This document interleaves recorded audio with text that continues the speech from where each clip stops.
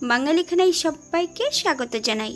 আপনারা তো অনেকভাবে বেগুন দিয়ে ইলিশ মাছ রান্না করেছেন। একবার আমার মতন করে সহজ পদ্ধতিতে আপনিও শিখে নিতে পারবেন ছোট ছোট টিপস সহ।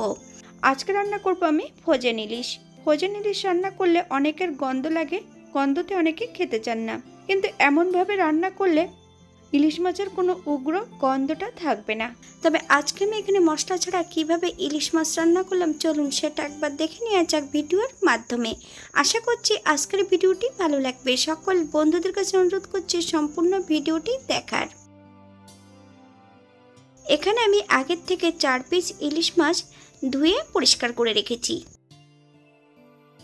এই পর্যায়ে মাছের গায়ে 1/2 চামচ লবণ, 1/2 চামচ হলুদ গুঁড়ো বেশ ভালো করে লাগিয়ে নেব।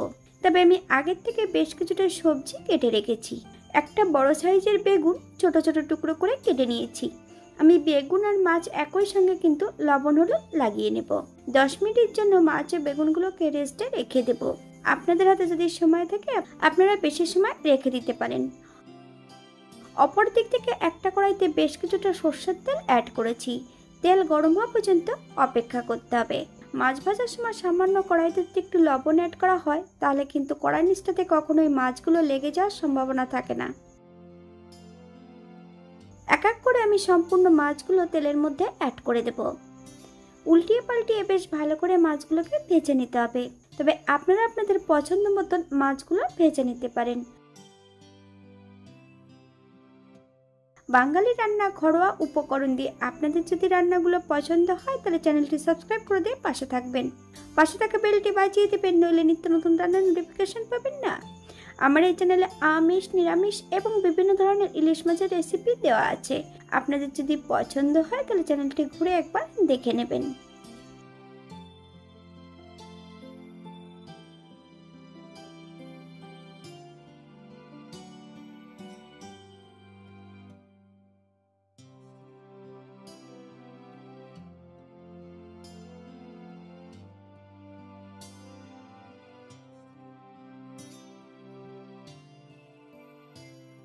এক এক করে সম্পূর্ণ মাছগুলো আমি তেল থেকে তুলে নেব।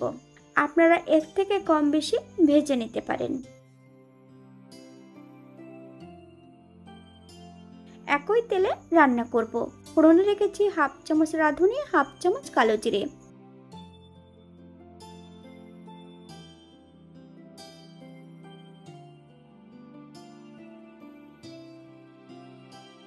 এই পর্যায়ে সম্পূর্ণ বেগুনগুলো এক এক করে তেলের মধ্যে অ্যাড করব।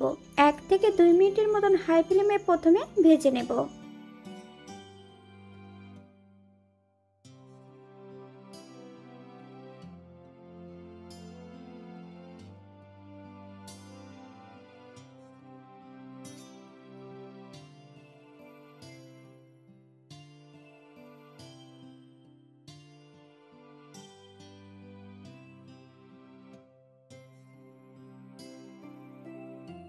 বেশ কিছুটা কাঁচা লঙ্কা ফালি দিয়ে অ্যাড করব। আপনারা যদি পছন্দ করেন তাহলে পরিমাণে বাড়িয়ে দিতে পারেন।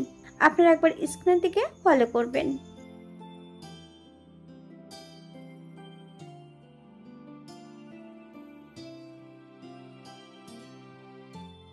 আবারও বেগুনগুলোকে উল্টিয়ে পাল্টিয়ে ভেজে নেব।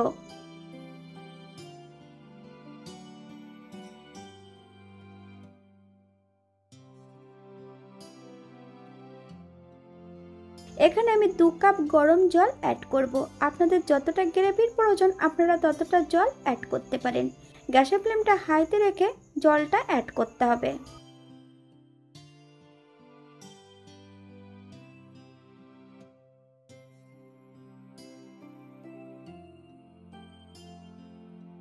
হাফ চামচ হলুদ গুঁড়ো, 1/2 চামচ কাশ্মীরি লঙ্কার গুঁড়ো। আপনারা স্বাদ অনুসারে লবণটা অ্যাড করবেন।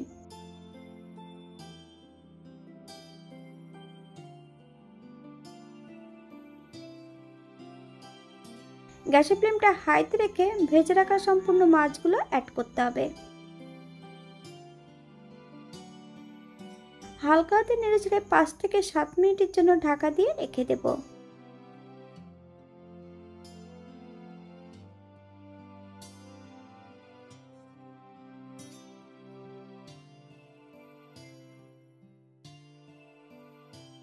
এই পর্যায়ে ভেজে রাখা সম্পূর্ণ গোটা মশলাটা অ্যাড করব। হালকা হাতে নেড়েচেড়ে মিশিয়ে নিতে হবে।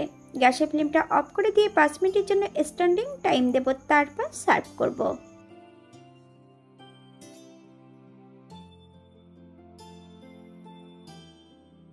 এটা দেখতে যেমন ভারী সুন্দর হয়েছিল, এটা গরম ভাতে খেতে কিন্তু অসম্ভব ভালো হয়েছিল। এখানে আমি যে উপকরণগুলো অ্যাড করেছি আপনারা এর থেকে কম বেশি করে নিতে পারেন।